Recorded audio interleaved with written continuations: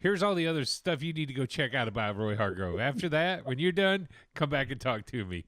Yeah. Enough said. See you next week. Right? It'll be a short episode. That's funny.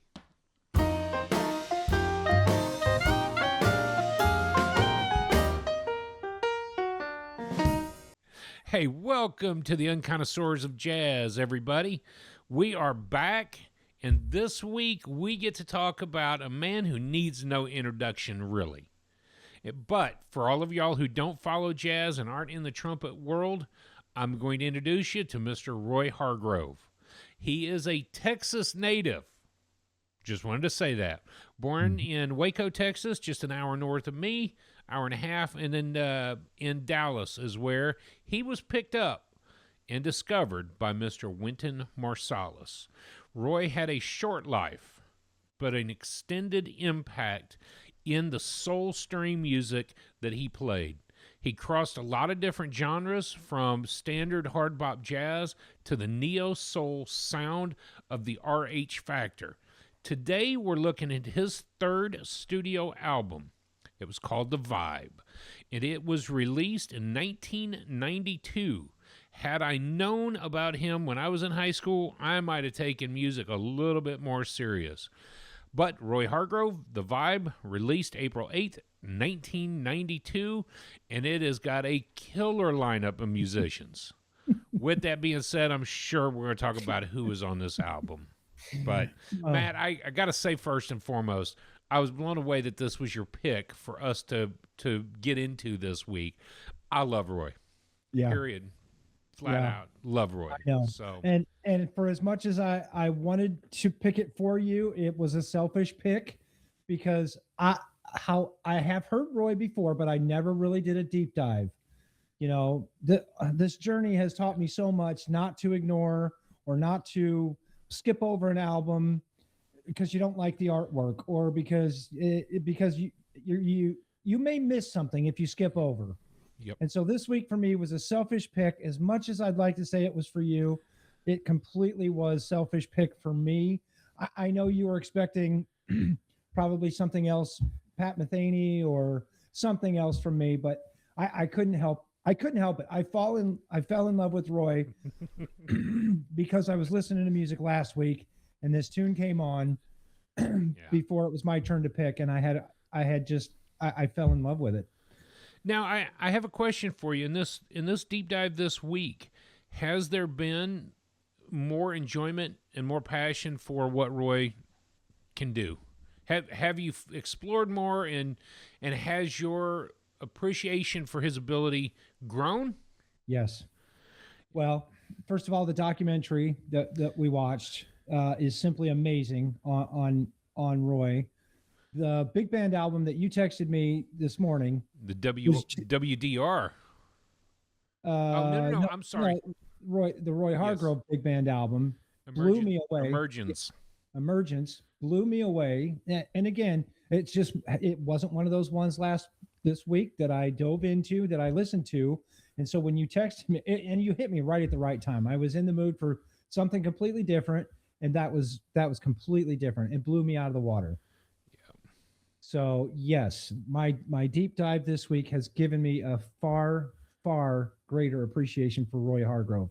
Now, I will be honest, I had The Vibe on CD. I probably have it. It's probably somewhere in the house. And I probably listened to it, back in 1992 when it came out, but I just didn't give it much credit. The other reason why I kind of not discredited Roy, but he took his left-hand turn and started doing the RH Factor, and it didn't jive with me. I could never get into the RH Factor and the neo soul jazz that he was putting out. This week, on the other hand, I couldn't get enough of it. I just could not get enough of it. So with that being said, let's go ahead and play my clip. I've been waiting patiently all week to hear this clip, and I promise I'm going to try my best not to tear up. My clip is song number 2, called Carryisms. and I'm sure that it's written for Mark Carey, the piano player on this album. Yeah. Start Me Right at 2:45. This is Roy's solo on Careyisms.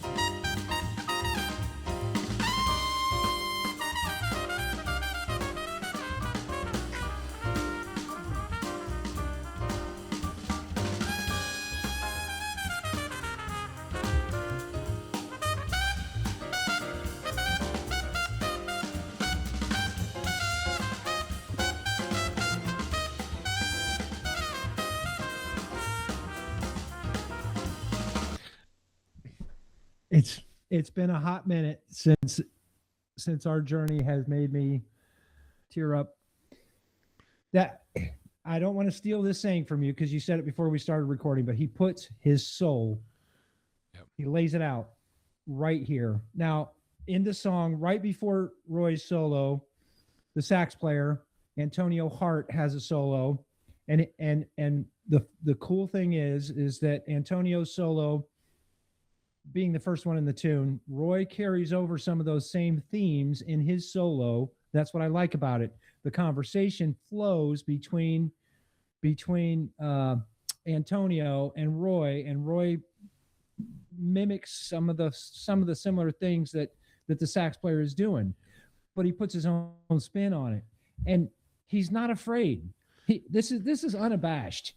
He is not afraid to go for the gusto, and that one where he just runs and just hits that note way up there and then just comes back down so effortlessly, Yeah. And this is from a 22-year-old kid. Yeah. Third album, he just lays it down, and I appreciate what you said about Antonio playing. For the awareness, Roy just kind of chuckles and says, I got your solo, and I'm going to raise you one. I'm going to play what you played, and I'm going to play my style with it, too. Yes. Wasn't outdoing anybody, but it was a recognition of the notes, the chords, the styles. It's not a competition. It's a conversation. And Roy says, hey, I hear what you're doing, and let me tell you what. And then he just puts his own spin on it. I had to stay away from that song most of the week just because I would just listen to that song over and over and over again. Over and over and over again. I would too.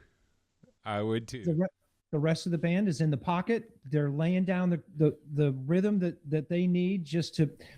Right after Roy, there's the piano solo, and again they stay on that theme, right? They do.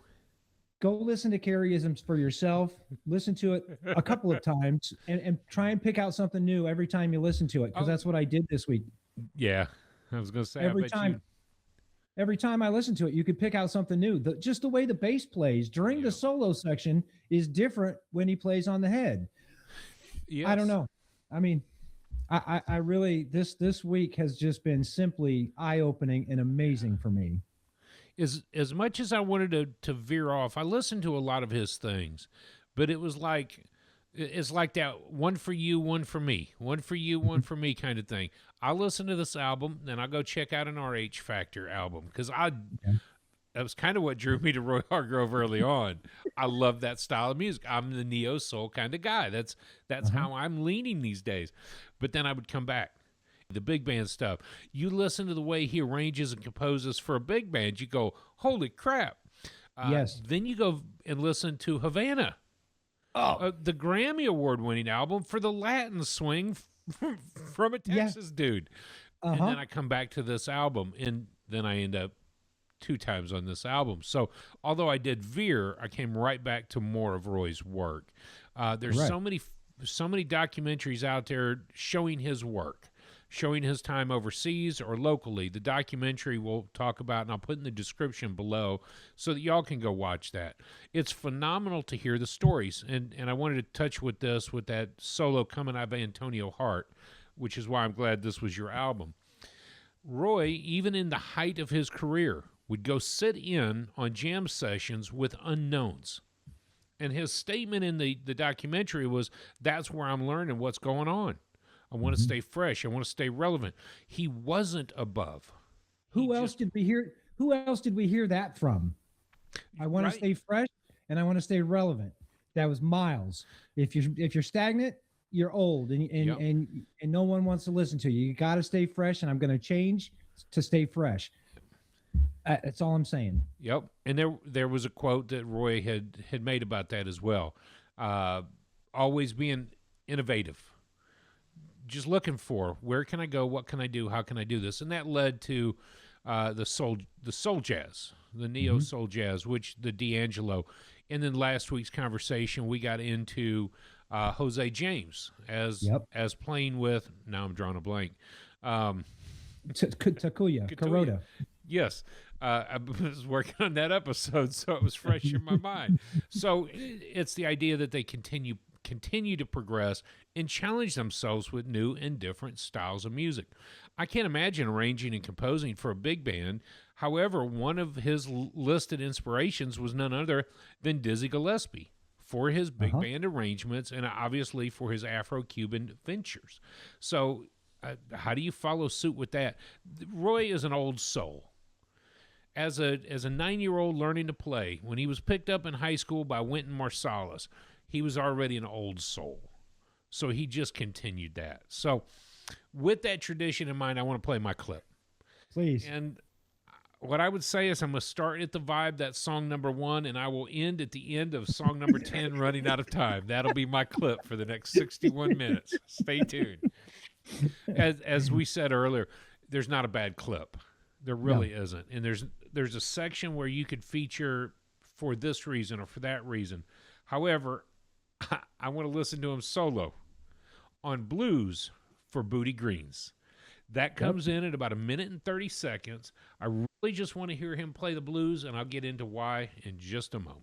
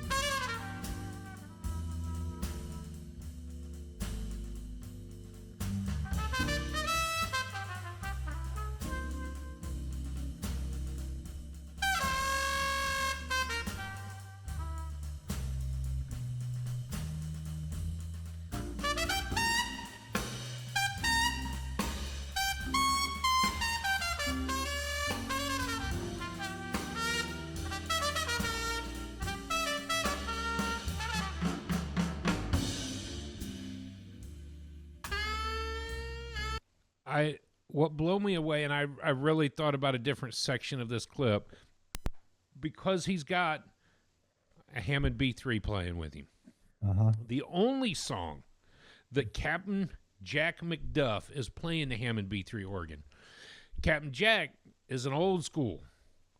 And so to hear him laying it down right then and there, it's super cool. So I think about what it's like to be Roy, this 22-year-old kid getting ready to play. The list of the records that Captain Jack McDuff has got, I can't find an end to it. He's played with Hank Crawford. He's played with Willis Jackson, Etta James, Bill Jennings, Roland Kirk on Kirk's work. His list and line from, I think I wrote down his time period, from like 1958 through, I didn't write it down, 1958 through, it was like 2009. Wow. So he's playing with a blues man. Yeah. And he's laying a trumpet. What I found interesting about it is he doesn't have to play a whole lot of notes. But as a trumpet player, when he's jumping multiple octaves, just to accentuate that note on top, that's tough. Yeah. Those are really tough. Now, as I go through my practices, I'm learning a new key in minors each week. And so I write out the chords for a blues chart in each one of those, just so that I can get my fingers going through it. And I'm always thinking about multiple notes. How do you play fast? And Roy reminds me, play a note. Play it with feeling, play it with some rhythm, and you could play the entire blues with a single note. And that's the simplicity. But when he plays it, there's so much heart and soul that comes out. I'm like, how do you do that? That one note will make you cry. So, well, the other thing is he's got a tone.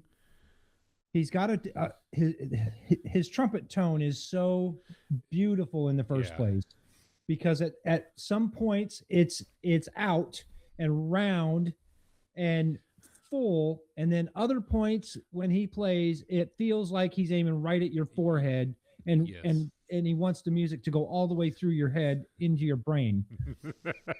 and that's the beautiful thing about Roy's tone, is he can use that to shape the feeling of the tune. You know, oh man, this could be a short episode because we love the album so much, and then we're not going to have anything to say about this. So,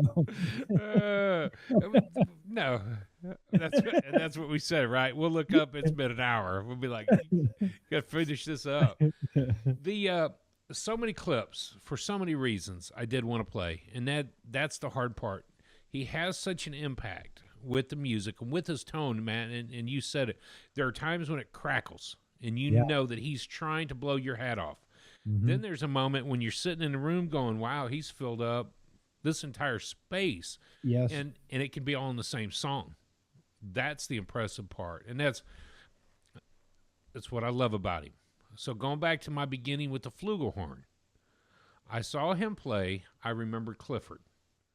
And that was when I thought, I ought to learn that song on a Flugelhorn. Yeah. Then I backtracked and said, I ought to learn how to play the instrument before I learned how to play that song. So I've been following Roy in that time period because of that. Go ahead. One of the critics said that although he can do the hard bop, fast, high note stuff, his bread and butter is on that Flugelhorn. He didn't really say panty droppers, but he can make the women melt. He can make the women melt with his Flugelhorn on the ballads. And again, I mean, there are several artists who could do that. I mean, but Roy just does it so spectacular. Yeah, let's pause. Sorry. Yeah, after a quick timeout, his bread and butter was the ballads. And yes, I agree. Kind of like Miles. Couple of notes, you might have some disturbances in the force out there. His ballads, though, come back to his soloing ability. To hear him play those particular notes in a particular order, he could do that. One of the clips I had suggested or thought about playing was the intro to song number 4, Alter Ego. Alter Ego features David Fathead Newman, which was one of his listed inspirations. David was a major early influence on his interest in improvisation and soul-influenced melody. And so I think it's something to be said that when he starts playing with his mentor, I won't say idol, but somebody who influenced his ability to play the way he did. So Alter Ego. Matt, can I play that intro? Oh, please. I'm going to start right at the beginning so we can hear the head, because the head starts with the two of them playing. And I can't imagine what it's like to play with one of your major influences at 22 years old. David Fathead Newman was born in 1933. So you figure when they're recording this in 92, he's up there in years, 60 some years already. So Alter Ego.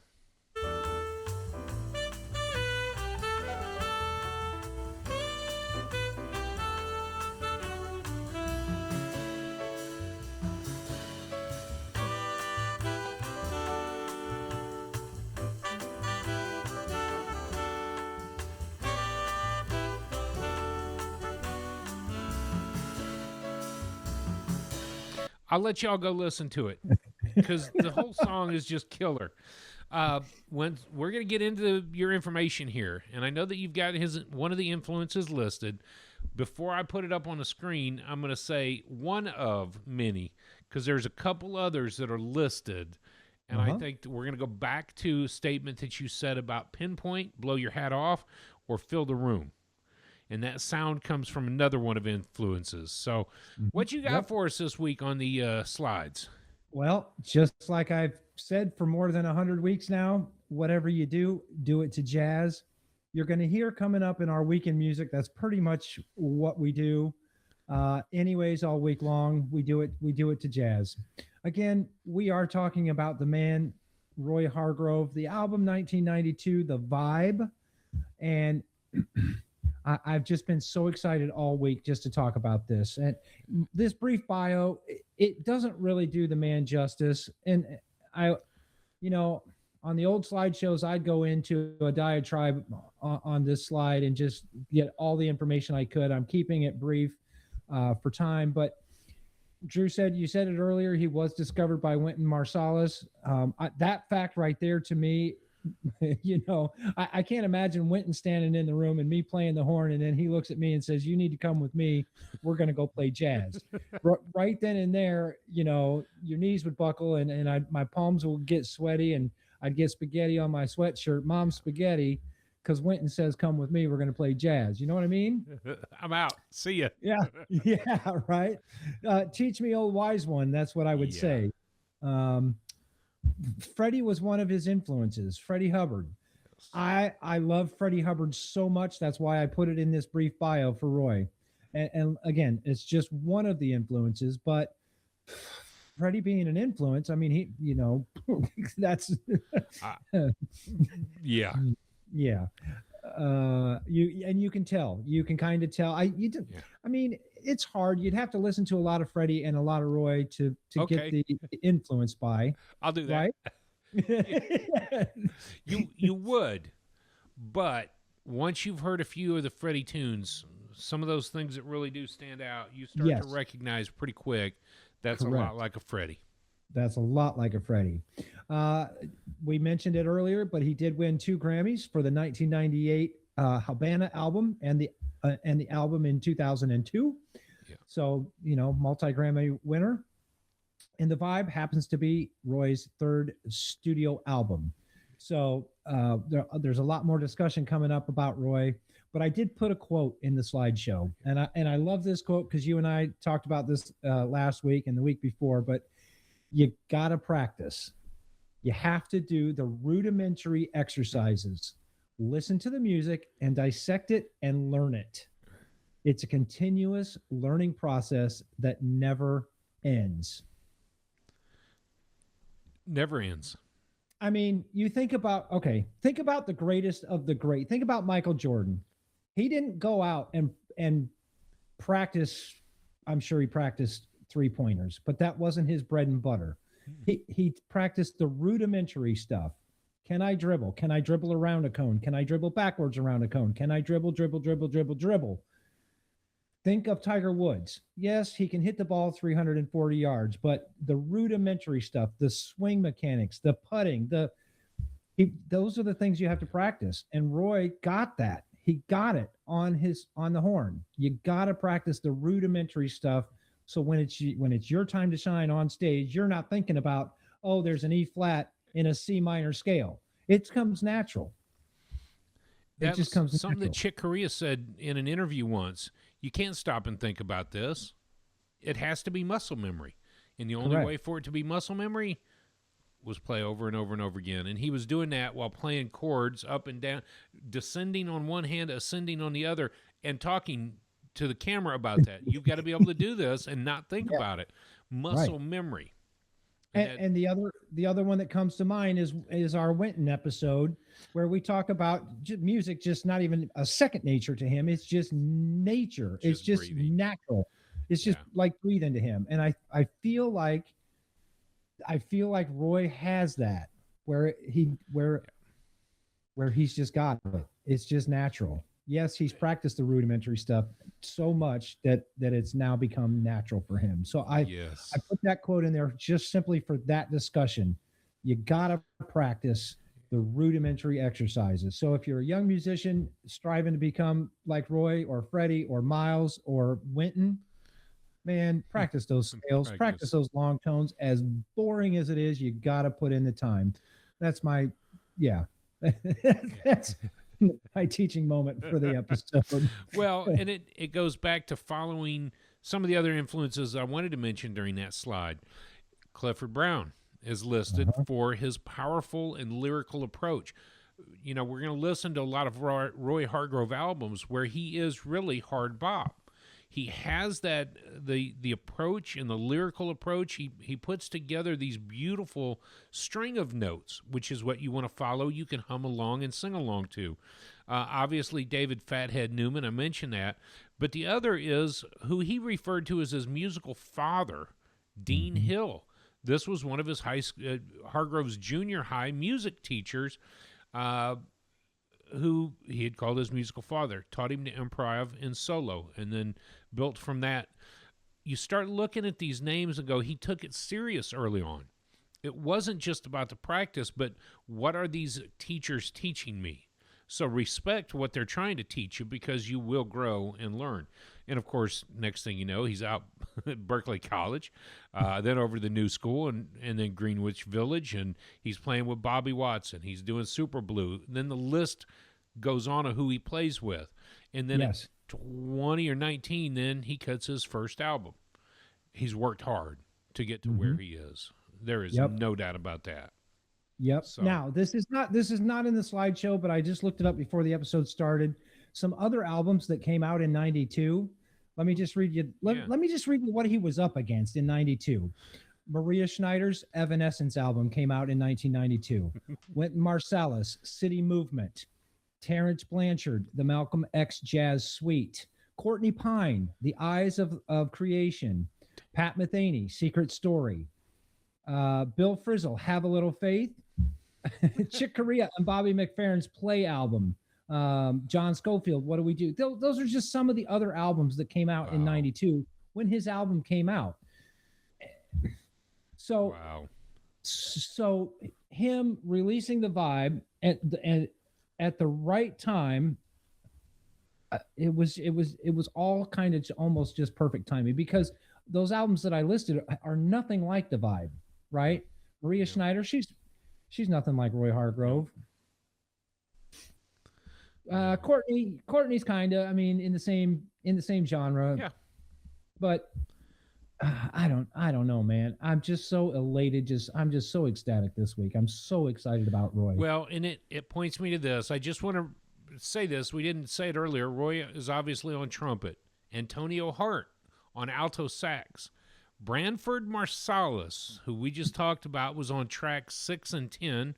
David Fathead Newman was on track 4, which, of course, was Alter Ego. Frank Lacey on trombone on 6, 8, and 10. Mark Carey on piano. I want you to go dig into who he is and who he's played with. Captain Jack McDuff on 9. Rodney Whitaker on the bass. And Gregory Hutchinson on the drums.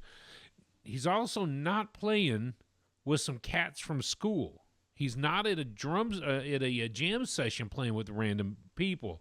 He's got an all-star lineup sitting with him. So when he goes to drop this album, he is not a new face. He had already played with Sonny Rollins, played with Herbie Hancock, Shirley Horn, and in his early career collaborated with some of them. And then, of course, his partner, it was Antonio Hart, who had been at Berkeley days with him.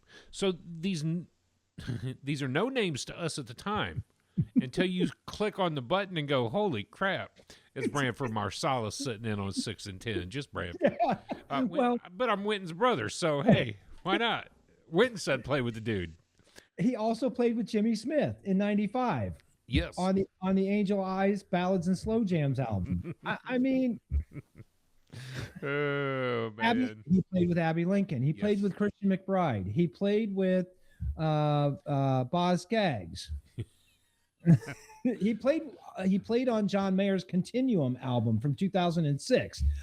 I love that album, but I never knew Roy was on it until I started digging in this week. I didn't go listen to it again this week because I mean, that's just, I mean, I don't even know why I didn't listen to it, but I should have, but maybe that'll be next week. So he's not new, but he is amazing. He is just simply amazing. So, all right. So this or that for this week. This one's going to be an interesting one. And I'm going to go over some results here after I talk about this or that for this week. But this week, we've got the Ahmad Jamal Trio live at the Pershing, but not for me, or Gets Gilberto with Stan Getz and João Gilberto. Earlier, I was just going to jump, but not for me. I was sitting in Starbucks today, and for whatever reason, I took my earbuds out, and I was like, that's right, off of Stan Getz Gilberto album. And I'm looking around, I'm like, who decided, of all places, that this was going to be playing in my local Starbucks? And I'm like, man, this is a killer album. I hope they understand what they're doing to me right now. I couldn't focus. Girl from Ipanema, right? It was. Yeah. Uh-huh. What was more bizarre is the follow-up song was the same. So I think there was two songs. Somebody was playing the album. And I was like, wow, this is cool. But I had video editing to do, so I couldn't pay attention to what they were doing. So I'm going to stick with, but not for me. I love Ahmad. Okay. Ahmad. Just, what about you? Yeah, I'm going to stick right in that lane as well with Ahmad Jamal Trio. I can't get enough of Ahmad Jamal. and for the fact of that matter is the other album is good too. But if I had to pick one or the other, it's going to be Ahmad Jamal for me. Yeah. So let me go over some of the responses that we've had so far. Week 1, Cannonball Adderley, Something Else, Bird in Kansas. We got 7 responses so far. Something Else won 71% to 28%. So we had seven votes on that response, week 1. So hey, you know what? 7 responses, pretty dang good in my opinion. But Something Else won. Week 2, we had Mingus or Art Blakey and the Jazz Messengers, Moanin'. For some reason, we only got 4 responses to this or that this week, and it's split 50-50. So there's no clear winner. But my vote, Art Blakey and the Jazz Messengers, just takes it up. So that's the one I'm voting for. Tiebreaker. Tiebreaker, yep. Week 3 was a tough one. It was 2 Herbie Hancock albums, Headhunters or Maiden Voyage. We got 7 responses on that week as well. 51% Maiden Voyage, 42% Headhunters. Okay. Please feel free to play along. Just because I've read the results doesn't mean you can't go back and vote for week 1, 2, and 3. I'd love to see 50 votes on each one of those. If you guys are listening to this later and you want to go vote, come to the Unconnoisseur website and go to click on the this or that link. You can do as many as you like. Don't care. So, but this week is going to be fun. Ahmad Jamal or Gets Gilberto. Thank you so much for letting me do the slideshow. I'm just going to run through a quick commercial here. Again, you can reach us at theunconnoisseur.com. You can email us at theunconnoisseur@gmail.com. We do have a 24-hour radio channel, WTUR, the Unconnoisseur Radio, WTUR.org. And we do have a merch store on our website at theunconnoisseur.com where you can buy mouse pads, cups, T-shirts, iPhone covers, whatever you want with our logo on it. And again, at theunconnoisseur.com, you can do the this or that challenge with us. We'd love to hear what you think of this or that. And don't forget, like and subscribe. Hit the notification button so that when these get pushed out, you'll get an opportunity to be the first to hear it. Matt, I'm not trying to compete with you no more because I forget what time I've scheduled things to be posted. So you're usually pretty quick on the draw. Pop up right on my phone, and I go immediately to the video and get that very first like almost every week. But don't forget to go back and listen to some of our earlier conversations about the top 100 jazz albums that shook the world. And again, we're talking about miscellaneous things along this way. Dad is out. He is healing well, and we meant to get an update. Maybe I'll shoot a picture out and do that. But he's at home now, finally recovering. Today is the 9th as we sit and record this. It'll be a week before it's out. But go back and listen to some of the past 100. We are going to be going from 2000 to 2018 in our list. We will continue the What's New as that comes. So, with that being said, what's new, old man? What's new? Okay, I'm glad you asked because I got it, man. I got it. And here's the cool part. I actually downloaded this album the day that it came out and listened to it. So, what's new this week is Joel Ross, and he's a vibraphone player. The name of the album is called Gospel Music. It was released January the 30th, 2026. So 10 days ago it was released. That's how new it is. It does include 17 all original pieces for a runtime of 1 hour and 18 minutes. Now, I fell in love with Joel Ross on the New Blues album that he did. That was his last album that he did. I fell in love, and if you've watched this even a few episodes, you know I'm a sucker for vibraphone jazz. I love vibes. Me and Gary Burton would get along just like that because I would just sit and listen and just keep my mouth shut while he plays. But I like Joel Ross too. So Gospel Music, it came out January 30th, 2026. That's what's new. I had a chance to listen to that briefly. I didn't. Yes. I got about 30 minutes in before I had to stop it. Really, it's really brilliant. It's killer. It's different. It's all. He is not afraid to profess his faith, and that comes through on this recording. That's all I'm going to say about that. Go listen to it. Go listen to it. Absolutely. Oh man, that's awesome. Okay, let's get back into Roy. Yeah, this has been a great week for me. I've appreciated Roy.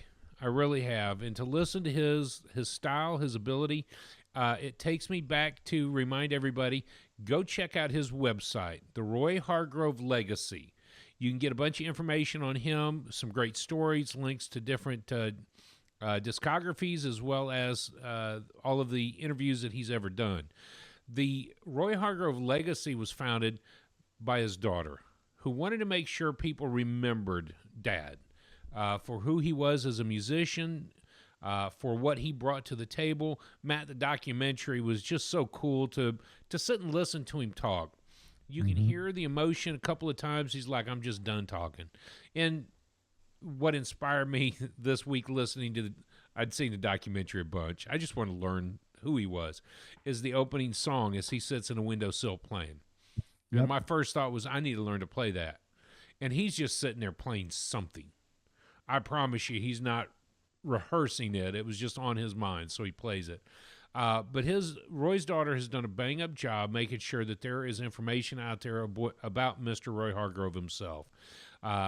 He was born in 1969, passed away in 2018. So really, really a young man at that point in time.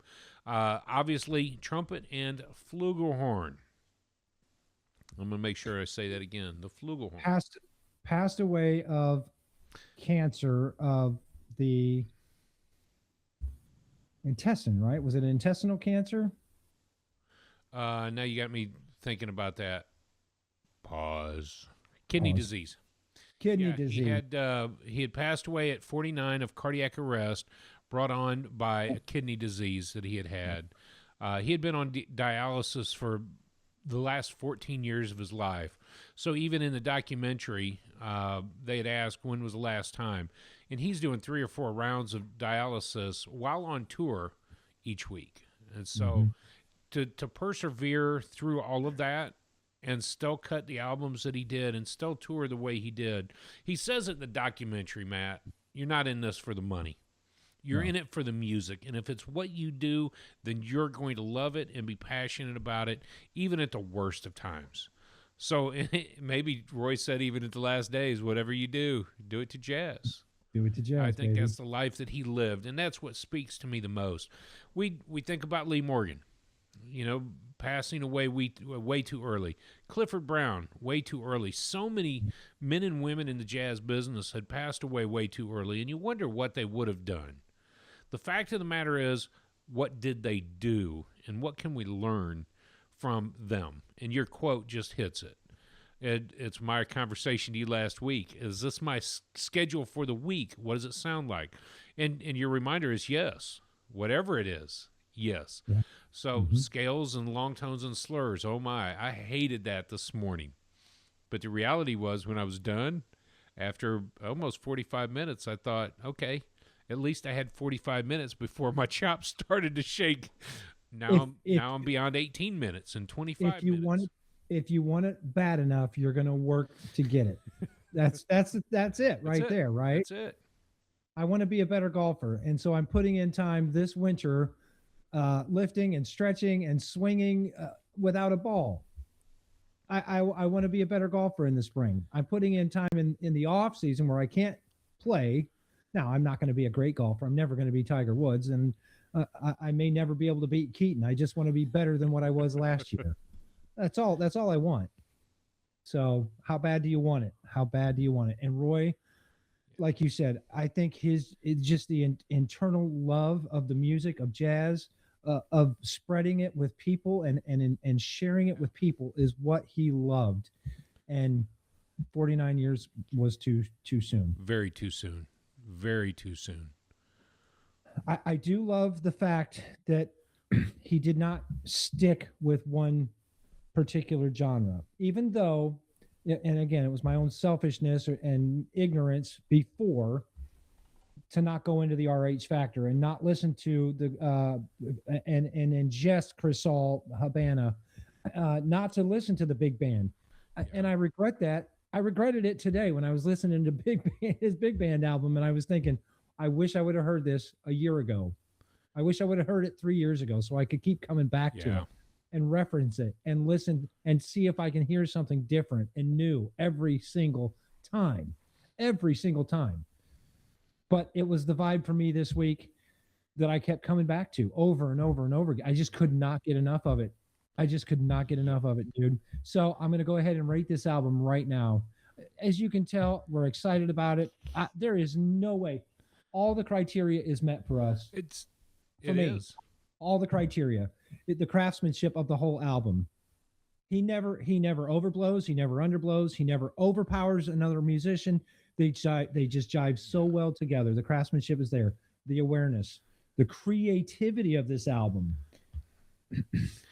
It's off the chart because the first half of the album is a hard bop album. The second half is him leading almost a bigger band, a big band album, big band musicians. It's not a big band, but more musicians. Yeah. And what did you say earlier? We've got, I just shuffled my papers around. Two of these songs, Pinocchio and... They include everyone that's on the album. Yes. Branford, Fathead. No, not Fathead, because he's only on song number 4. But it almost leads you into his big band stuff because he's writing for more musicians. So it's kind of a sample. This was his RH Factor sample, his hard bop sample, his neo jazz sample, and the big band sound, which showing. So it's the poo-poo platter, right? It is. It's the vibe, baby. It's the vibe. It's the vibe. The spirit is there. The emotion this week for me is off the charts. There's no way that I could not go 10 out of 10 this week for Roy Hargrove, the vibe. No way. I love it so much. And I'm such a knucklehead for not getting into Roy sooner. Yeah. So please don't wait to listen to Roy Hargrove. Don't turn the episode off right now, but when you're done listening to the episode, turn on Roy Hargrove. Yes. And you could even start with his brand new album, posthumous release, unreleased current tracks. I see on YouTube Music 4 of them, and it was listed as live at KNKX. It came out January 7th of this year, so it's brand new. These were older recordings that are coming out, going back to his daughter, building this legacy. Finding these tracks, finding someone to re-edit and put them back out. Come on, the Seattle Vibe, Angels, Soulful, top of my head. Those are the tracks on this. I'm sorry, Matt, I haven't even listened to it. I've gone through his whole stash of everything else. So this month-old, if you will, EP, I haven't even done. I'll do that next because I'm going to stay on top of Roy Hargrove albums. And going back to the criteria, it hit everything. And I've loved listening to Roy, both on his trumpet, but especially on the Flugelhorn, because the ballad is it's his home. Mm-hmm. And when you listen to the man play, the man can blow a horn. It blew me away. I have no doubt in my mind, and I'm giving it a 10 as well. I knew that last week when you said this is what we were going to listen to. Primarily because I've already listened to the album, but never did a deep dive to understand who the musicians were. That's what I love about this. Who are they? What are they playing? And our picks tonight really featured him on trumpet, but go listen to Fathead. Go listen to Branford, Tear It Up. Mark Carey on the piano. Go listen to Mark tearing it up. But again, for me, the Flugelhorn and Roy, one day I will play like that. And I look forward to a day soon where I get to play with a man who I do know that had played with Roy. And this man is a brilliant trombone player, Andre Hayward. I've been fortunate to speak with him every summer as he had been a crucial part and instructor at the Texas Jazz and Blues Camp, which is coming up this June. I don't know that I'll see him this year, but I asked him about playing with Roy. And he just looked at me and said, I can't talk about that. I'm going to start crying. And I think about who Roy was, really, that he had this much impact on this many musicians. Mm-hmm. He was always looking for the young talent. Yeah. He wanted to bring them out. He wanted to stay current, but more importantly, if he could project them into the forefront of music. So to me, Roy was everything. I love the Flugelhorn. Your week in music. Let's get into that. I've said Flugelhorn about a dozen times. You're gonna find out why in just a moment. All right. So for those of you that don't know, the Olympics have started. I'm a huge Olympic supporter. I love watching the Olympics, even the curling and everything else. For those of you who may skip through the commercials or don't watch the Olympics, Lexus has a commercial on right now that features none other than Miles Davis, Kind of Blue. I don't know if you've seen it, but it is simply amazing. It starts off with a record player sitting in the middle of a big open room, comfortable room, and Kind of Blue comes on, and then it shows the Lexus going around in a big record style. Oh, what they're highlighting jazz during the Olympics. That is so amazing to me. So that's one of my highlights for this week in music. I just wanted to, I don't drive a Lexus. We're not sponsored by Lexus, but man, what a cool commercial to highlight Miles Davis, Kind of Blue, and jazz in general during the Olympics. But we are jazz fans, so we can promote more jazz. Yes, we can promote more jazz. Habana from 97. I listened to that album multiple times last week. I couldn't get enough of it. When I really started to dig into Roy and realize that he wasn't a one-trick pony, the Habana album, it just hits on a different level, you know. I came across another big band today that I texted you earlier. I was listening to the Roy Big Band album, and it went into the second time around Dutch Jazz Heritage Series. So they're a big band from Deutschland. No, not from Deutschland, from Holland. They're a Dutch band. Yeah, they're from Holland. So I listened to their album this week, and I was blown away. I'm a huge big band fan, so any new big band that I find, I'm going to dig into. Yeah. So we got a lot of new music coming up on the radio channel. I've been downloading music from the year 2000 because we are using Nate Chinnon's book on, well, we're sidetracking while we're waiting for Dad to come back, but we're going to get back to Nate Chinnon's list and all the music from 2000 that I want to highlight in 2001. So we got a lot of great music coming up on the radio channel. I've been real busy with that. Keeping the website up to date, of course. That's, you know, I have jazz on so much that it would be hard for me just to write down everything that I've listened to. Yep. If you want to know this week what I've listened to, go look at the Discog from Roy Hargrove. That's pretty much my list. Yeah. I'm not ashamed to say that I'm addicted to jazz. And if I'm not listening to jazz, it better be a good reason, because I feel guilty. I don't watch movies. I don't watch many movies anymore because it's a waste of time, and I'd rather be listening to jazz. That's funny. So, yeah, that's my week. Tell me about your week. Yeah. Well, it's been a good fast week. Busy with photo shoots, busy with school and school prep for that. Always got something in the fire. Yeah. Always turning and burning something. As long as it needs a camera, I'm there. And most times it doesn't need a camera, and I'm still there. So it's good to have those photos back. Obviously, last week was birthday week, so it was a fun week with different celebrations here and there. For me, it's kind of a standard week. It is Olympics. And so watching the ceremony and the opening ceremony, getting an opportunity to watch a little bit of the Olympics along the process has definitely been good. But, Matt, for me, it's practice. I get to have some time in the morning or afternoon to practice and work through certain things. So for me, it's been trumpet and jazz and all points in between. So a normal busy week. Just good, kind of plugging through. It's been a great relief for both of us. Dad's at home finally as of Saturday morning. Yep. So the recovery at home begins, and the process of learning how to live life after surgery is going to be fun. So it was super, super great that Phil and Scotty were able to come home and escort them and care for Mom and Dad during this process.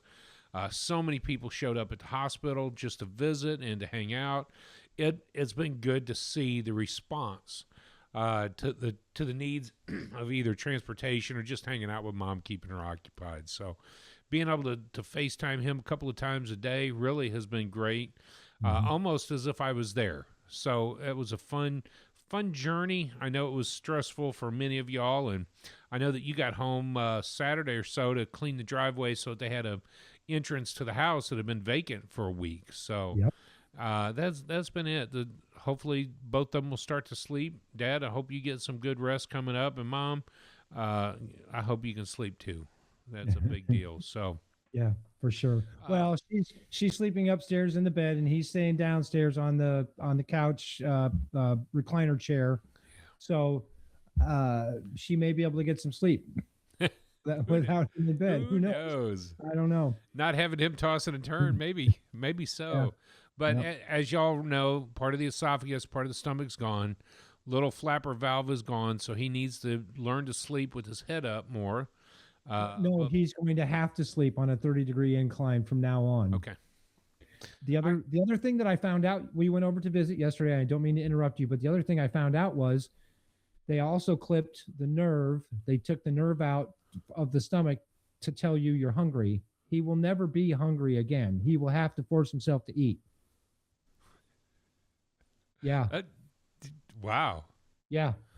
So he told me that yesterday because I asked him, I'm like, we were in the process of getting the feeding tube hooked up, and I said, do you feel hungry? Are you waiting? He's like, no, they took the nerve out. I'll never be hungry again. Huh. That's weird. Yeah. That is weird. Yep. Doesn't mean you don't need food. No, he still doesn't know any difference. Right. Okay. Yeah. Well, I can't wait to catch up with him. Maybe I'll FaceTime him this week and just hit record so that we can get his update out on Facebook as well as here. But in the meantime, we haven't wanted to put any pressure on him. Expect him to be on here or listen to anything. But you got a couple more weeks of just Drew and I until he's ready to come back and we get back into Nate Chennon's list. Sorry about y'all's luck. Because I have picked an album, Matt. I'm ready. Oh, you don't need to write it down. You're going to know this album. You will know this album very well because I've said it probably a dozen times over the last 6 months. Now, how many times did I say Flugelhorn? A lot. So then you need to know that I'm going there. This is a 1958 album. Yep. And I am going to In Orbit, Clark Terry and Thelonious Monk. In Orbit is the first album Clark Terry plays the Flugelhorn. So this is a big deal to me, the Flugelhorn and Clark Terry. It's also somebody, Matt, that didn't get any love in the 101, in the 100 Jazz. Nope. We didn't hear so much Clark Terry at all. Mm-mm. He is, by far, one of the best trumpet players, period. I'll put him on the top 5 of all greatest players. The fact that Duke Ellington wrote tunes to have him play Flugelhorn on was also a statement, because Duke hated the Flugelhorn and then later wrote tunes for him. You're going through the list right now, aren't you? I'm going through my top 5, yeah. I'm just going to, well, okay, in the top 10, because now I have to think about that. You got Lee Morgan. Now I'm going to put Freddie above Lee. Freddie above Lee, yeah. I'm going to have Clark Terry. Okay. I'm going to have Roy, because we just talked about it. We just talked about Roy. And how important that is. And then Clark Terry. Wynton's on that list. He's got to be noted as that, as a brilliant. But there's so many great trumpet players, but Clark got no love. And Clark, so much history that we're going to talk about with Clark Terry. But this particular album is with Thelonious Monk, who we have dialogued about before. The other cool part about this is it's Sam Jones on bass, and it's Philly Joe Jones on drums. These are all names that we've come across because of the Top 100. Clark Terry was never brought up in all of that. So I really want to listen to an album that I can't tell you how many times I've listened to, but I want us to look at him with the same perspective that we did with Roy. We've heard him, we've listened to him, but have we ever really gone into his capabilities? And then, of course, the documentary that they've got out on Clark Terry in his later years. Phenomenal. The fact that you and I both read the book, Clark Terry's autobiography. What a look into the history of jazz. And this goes back to something about learning. What can we learn from him as a musician and musicianship that doesn't have to be about playing a trumpet? There's so much brilliant information about who he is and his striving every day, even from being on the road with a circus blowing his horn to his later years. So as an educator, teaching in the colleges. So my hope is that we pick out some facts that really stand out, both about Monk as well as Terry, but then, of course, Sam Jones and Philly Joe Jones. That, to me, is going to be an exciting trip. Nice. So, that's a great pick. I can't wait to get into it. For me, this is selfish. But as a trumpet player, I'm kind of hoping that you're going to really enjoy this as well. 10 tracks, total of 47 minutes. It's not a lot of music. Too short. Yep. Too short. But he's got an extensive playlist to listen to, so. Yes, he does. I never think about, and I did print out, I found, I'll put the website in next week, but we found a great website source that has the Discogs in it, and it will show you every album that he's played on, the original pressing of that album, as well as, and when I got ready to print it, I'm like, I'm not printing 80 pages of Discog. The man's been around. Yeah. So I'll leave it at that. Yeah, we'll leave it at that. He is legacy. Yes. So put In Orbit in your ears this week. Join us next week. Don't forget to hit that like button. Don't forget to hit that subscribe button. If you don't like seeing our faces on YouTube, you can always go listen to the podcast on the Apple Podcast app. You can find us in Spotify and on Amazon, or on the Amazon podcast as well. You can just say, play the Unconnoisseurs podcast. So, or just listen to us while driving down the road. Shut your screen off, and we'll keep you occupied for your 1 hour commute across town. But then you're going to want to go put on jazz. So finish our episode and then go put on the jazz. Drive home listening to the album we just talked about. That's right. We got your 2 hours covered, baby. Thank you so much for joining us this week. In Orbit in Your Ears by Clark Terry this week. Absolutely. Peace out. Cheers, everybody.